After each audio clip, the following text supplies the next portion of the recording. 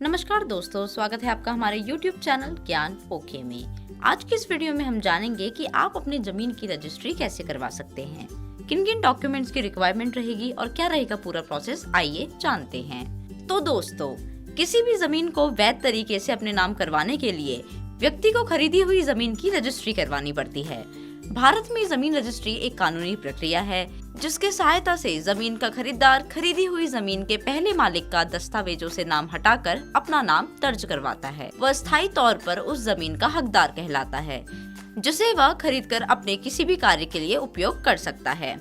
एक व्यक्ति को जमीन की रजिस्ट्री करवाने के लिए कुछ चरणों से गुजरना पड़ता है। भविष्य में आप जो भी जमीन को खरीदना चाहते हैं उसकी रजिस्ट्री करवाने से पूर्व आप यह सुनिश्चित कर लें कि उस जमीन की मार्केट वैल्यू कितनी है। साथ ही साथ यह भी पता कर लें कि उस क्षेत्र में जमीन का सरकारी मूल्य कितना है। इसके बाद आपको कागजी दस्तावेजों की जरूरत पड़ती है जिन्हें स्टैम्प ड्यूटी पेपर कहा जाता है। स्टैम्प ड्यूटी पेपर एक तरह का जमीन के मालिक के लिए सबूत होता है।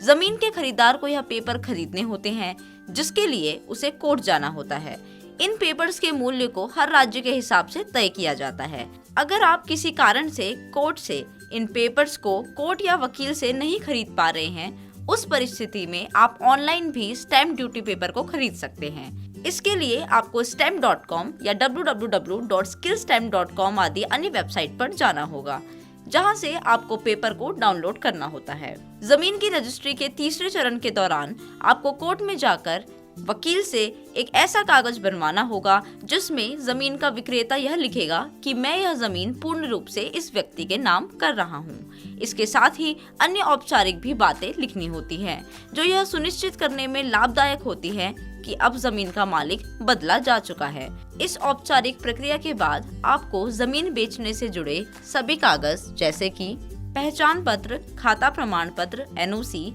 General power of attorney, allotment letter, property tax से जुड़ी लेटेस्ट रसीदें, बैनामा लेकर रजिस्ट्रार के कार्यालय में जाना होगा। इस दौरान जमीन बेचने वाले और खरीदने वाले व्यक्ति को एक साथ में मौजूद होना होता है। साथ ही में दो अन्य व्यक्तियों को भी मौके पर पेश होना होता है जो उस समय एक गवाह के रूप में अपनी भूमिका निभा रहे होते हैं। इन दोनों गवाहों के पास सरकारी तौर से बने हुए पहचान पत्रों का होना अनिवार्य होता है जैसे आधार कार्ड, ड्राइविंग लाइसेंस आदि।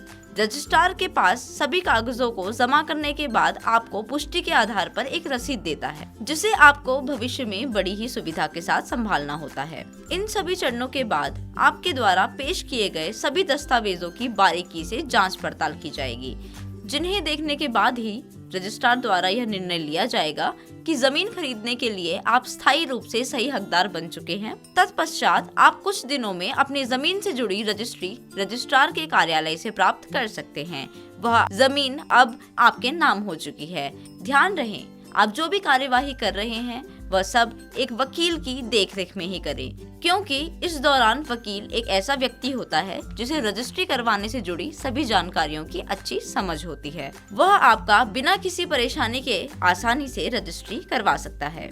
तो दोस्तों, यह थी हमारी आज की वीडियो। इस वीडियो से रिलेटेड क्वेश्चंस के लिए आप हमें कमेंट भी कर सकते हैं और इसी प्रकार की इन्फॉर्मेटिव वीडियोस पाने के लिए हमारे साथ बने रहें। हमारे चैनल को लाइक करें, सब्सक्राइब करें, शेयर करें और वीडियो के नीचे दिए गए बेल आइकन को दबाना ना भूलें। धन्यवाद।